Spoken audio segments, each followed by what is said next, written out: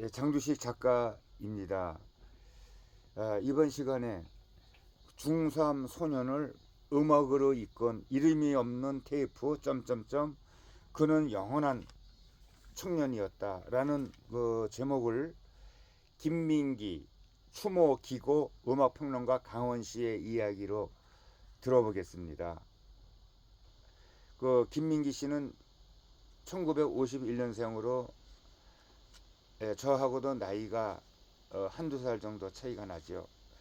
김민기가 떠났다. 추모글을 쓰면서 형이나 선생 혹은 님의 호칭을 붙이고 싶지 않은 것은 그의 이름이 내 세대에게는, 아니 적어도 나에게는 하나의 고유 명사가 아니라 보통 명사이기 때문이다. 아침 이슬이 이 세상에 나온 지 50년이 되던 2021년, 그러니까 3년 전이죠. 나는 김창남 성공회대 교수와 가수 한영애, 또 박학기와 인사동의 허름한 밥집에서 이를 기념하는 헌정 음반과 공연을 만들기로 작당을 했다. 김영석 음악감독과 정태춘, 노착사, 윤도현, 이은미, 나윤선에서 크라잉넛과 이날치에 이르는 수많은 뮤지션들과 배우 황정민까지 기꺼이 자신들의 삶과 음악에 깊은 울림을 준 그에게 저마다의 방식으로 헌정했다. 그리고 나는 알았다. 이것이 내가 어설프게나마 몸담았던 한국의 대중음악과 관련한 마지막일 것이라는 것을. 1975년 늦은 가을, 지방 도시의 공장 동네 살던 나는 공장의 어린 여성 노동자들에게 불법이지만 카세트의 노래를 녹음해 주던 그 리아카의 그 장발의 청년에게서 서비스로 테이프 하나를 선물을 받았다.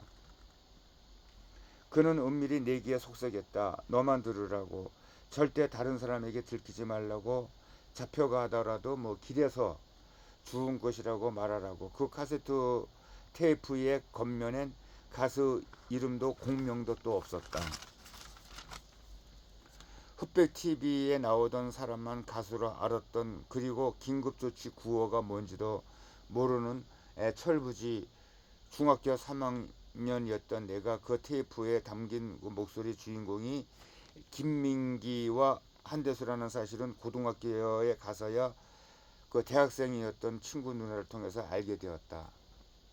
가수가 누군지도 또 제목이 또 뭔지도 몰랐지만은 나는 그 노래들과 곧바로 사랑에 빠졌다.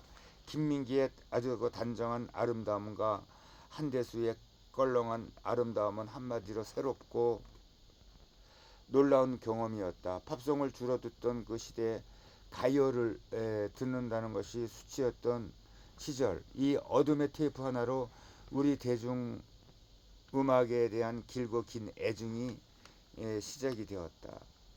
고작 21살이었던 1972년부터 김민기는 어둠의 운명을 강요받는다. 그가 예술적 시민권을 다시 돌려받게 되는 것은 1987년 시민항쟁이 일어난 후이다. 하지만 이 어둠의 긴 시간 속에서 세상의 낮은 것들을 떠돌아야만 했던 그는 그 숨막히는 공간 속에서 공식적으로는 발표할 수 없는 별처럼 빛나는 수많은 노래를 만들었고, 대학생이 된 나는, 그리고 우리는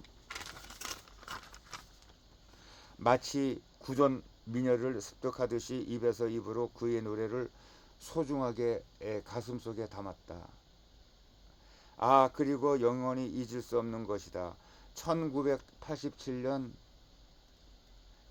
시민 항쟁의 도화선이 된 연세대 이한열의 운구식대 신촌에서 시청 광장까지 도로를 꽉 메운 100만 시민들이 한 목소리로 부르던 그 아침 이슬을, 그의 노래는 이렇게 어둠 속에서 광장으로 단숨에 떨쳐나와 역사가 되어버렸다. 당국의 요시찰 대상에서 벗어나 자유의 몸이 되었지만 그는 스스로 자신을 규정한 뒤끝의 스탠스를 일관하게 유지한다. 그것은 그저 겸양의 제스처가 아니라 그의 확고한 철학이었다.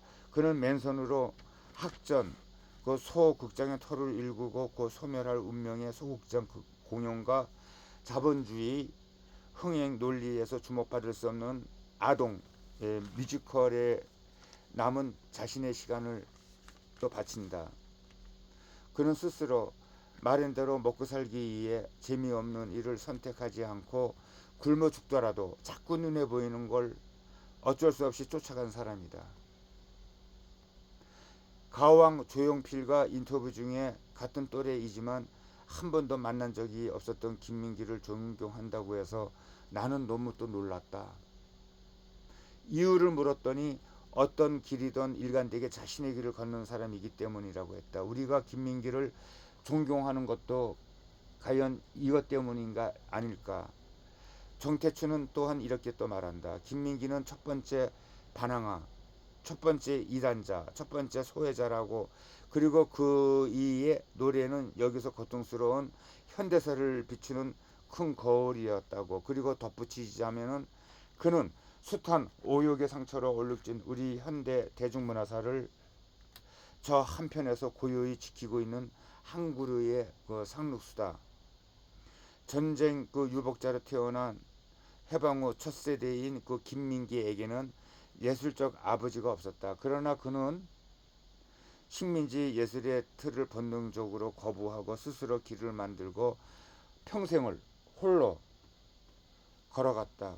그래서 생물학적 나이와 상관없이 김민기는 언제나 청춘이었던 것이다. 김민기는 이제 우리 곁에서 떠났다. 결코 재현될 수 없는 하나의 시대가, 하나의 정신이 또 이렇게 저문다. 예, 이번에 그 별세한 그 김민기 씨는 이제 우리 또래라고 할 수도 있습니다만은 정말 그 명곡 아침 이슬을 작곡을 했죠. 그의 노래가 뭐 민주항쟁이라든지 참 우리 대중에 많이 파묻혀서 우리의 숨결을 다듬어 줬는지도 모르겠습니다. 고인의 명복을 빕니다.